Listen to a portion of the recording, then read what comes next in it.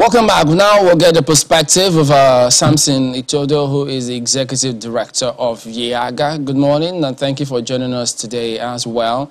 Well, many, I'm sure, like a lot of Nigerians, you're also observing proceedings on the floor of the House. So perhaps in consideration of the previous engagements that CSOs might have had with lawmakers and INEC and several other stakeholders, what is your impression in terms of how things transpired in the National Assembly yesterday?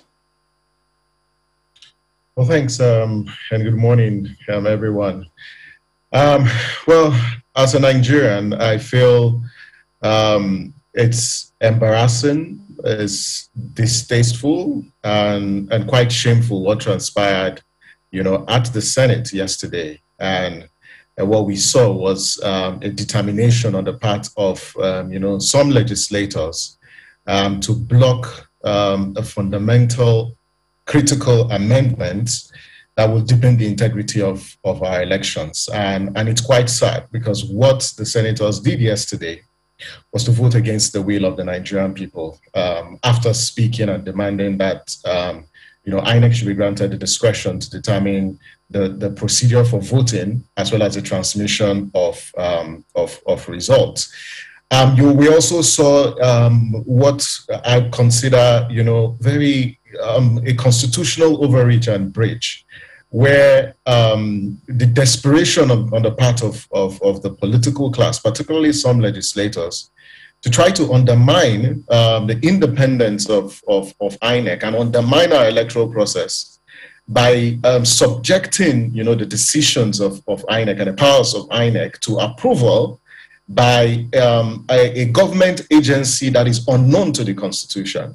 And it's just sad that a constitutional body and someone who is a creation of the Constitution can make that proposal, in the hallowed chamber of the Senate. It's unacceptable and it's disappointing.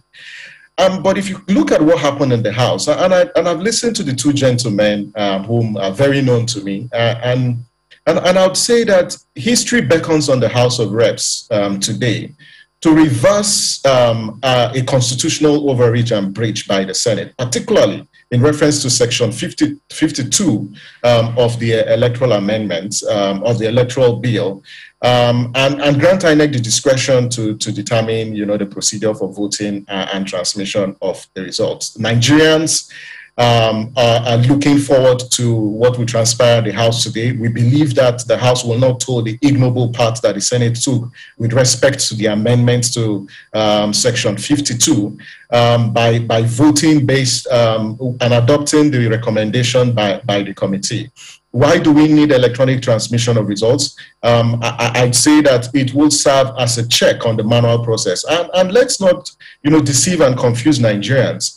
The proposal isn't for electronic transmission, to replace the manual transmission of results. It is just to serve as a check. And when you have these two procedures, it enhances, the quality and the integrity of the process.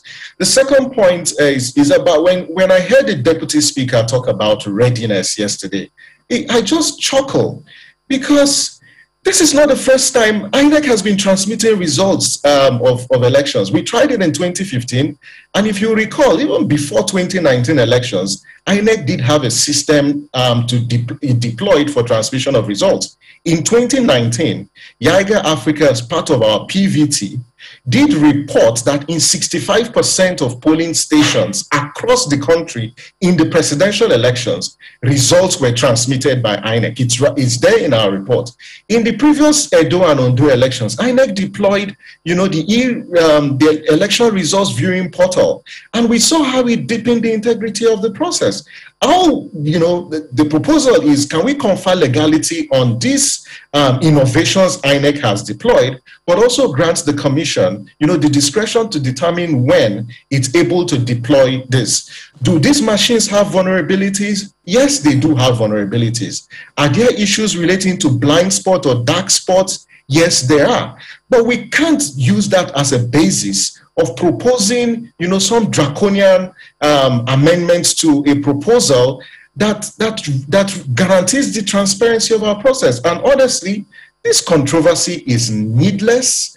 The provisions are very, very clear, and I don't know why some lawmakers are trying to play politics with this particular process and undermine the integrity of our elections. So what if some persons argue that 65% transmission not good enough, that they prefer something in the region of 80, 85, given that it's election and it can be that contentious? No, I agree with you. When we say 65%, you recall that in the 2019 elections, there were some polling stations where there were either delays in the use of the card reader to transmit, or in places they never transmitted even accreditation data as well as results. So when you have over average, and keep in mind that it is mainly a statistical sample that we deployed and used for the elections. But I think that given these challenges that we had in the 2019, if you in subsequent elections, you can actually raise that to about 80 or 90. The point is, do we have the infrastructure to transmit results electronically? I'd say we do, and INEC has said it over countless of times that in several elections it's deployed the technology to transmit results. So the infrastructure exists. Are there gaps? Yes, there are some gaps, but I don't think it's statistically significant that will preclude us from amending or making provisions in the law, which in any case, we aren't making this law for Anambra elections or the 2023 elections. We're legislating for the future. And so our lawmakers should be guided by what will be in the overall public interest and not substitute public interest for their self-serving interest, or whether or not it will confer political victory or political advantage to them. And that's why history beckons on the lawmakers, particularly those ones in the House. And I'm very, excited with the submissions made by the two gentlemen who have spoken, Honorable Kalu and Honorable Tajuddin. And I want to believe that majority of members in the House of Reps will today stand up, in defense of the will and the interests of the people, and adopt, the proposal by the committee and grant INEC that discretion. Chamberlain, when INEC was going to deploy smart card readers, before in the 2015 elections, Professor Jega went to the Council of State, to explain this technology. He went to the National Assembly to explain this technology and try to mobilize their support. When INEC was going to create additional polling units, the INEC chairman and the commission consulted with the Council of State and went to the National Assembly. These are, conventions and practices that can be employed in this process. So I don't think that, conscripting INEC and mainstreaming another institution that is unknown to the Constitution to subject INEC's decision to scrutiny by that institution is unacceptable and should be jettisoned. And the House, and I need to reiterate, that is a call, there's a history call that is beckoned on the House of Reps. And I hope that as they vote today, they will stand up in defense of the will of the people that they represent. And that will, the collective and the aggregate will, is that at this time of our history, our electoral law should be amended in such a way that it confers discretion on INEC to deploy, technology either for voting or the transmission of results. Mr. Itodo, perhaps there is a need for us to you just told us now the process that the previous INEC boss went through to try to validate the position. Maybe there isn't enough understanding on the part of, the other members of the House that are voting against this provision that is being proposed. Given that, of course, you heard Honorable Wase say in there that only 20% of his own constituency is covered. By this, do you think there is validity in that argument that we do not have significant, or rather sufficient coverage in every part of the country, as by Honorable Wase? Perhaps that's the position that a good number of these people who who voted against it hold, and consequently, you know, they would want to hold that position. No, the point is, are these concerns valid? Yes, these concerns are valid, right? But what is the percentage? And the fact that the House of Reps, you know, is inviting the NCC, we look forward to the outcome of that presentation today. Are these concerns valid? Yes, they are valid. Are they statistically significant that will subject us as a country for making the amendments that is proposed? My answer is no. And in any case, I don't know if it's 20%. We wait for the NCC. But what I know for sure is the proposal is to the effect that it confers, it recognizes or legitimizes this. And that's why the provision says when it is practicable. And I believe that, you know, the Electoral Commission cannot deploy electronic transmission in places where it is clear that there are dark spots or blind spots. And even if you've got those places, and let me cite an example. In the Ondo elections, even in the Edo elections, there were some polling units, a few of them, where there was no network, either 2G or 3G or 4G, strong enough to transmit images. Well, what happened? We saw how people, you know, followed the presiding officers with the results sheet and the smart card readers and the Z pads up to the mountains where there were network to transmit the results.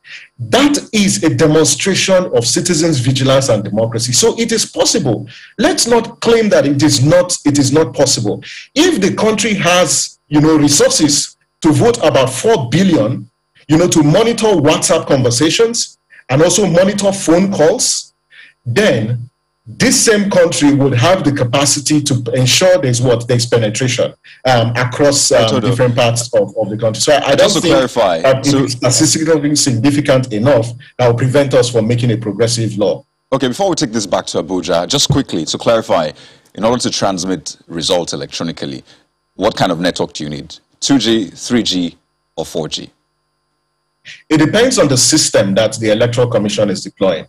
If you're using SMS, I'd say you all you need is 2G can actually transmit. Can 2G transmit images? Because what you have is the Z pads, which is the new technology INEC is deploying, and the tablets. Is 2G strong enough to transmit images? I doubt. But there are places where you have 3G or 4G, and some cases you even find that depending on the strength of the network, 2G can even transmit images in some locations. But it depends on the system. So these are conversations that we can have. You know, if the law even provides that INEC can deploy this technology when it is practicable. That's why it's when it is practicable, but not to make a legislation that subjects INEC's discretion to the whims and caprices of another institution that is unknown to the Constitution. That will amount to undue interference with the constitutional power that INEC have. And that is where Nigerians do have a fundamental problem with the amendment passed by the Senate.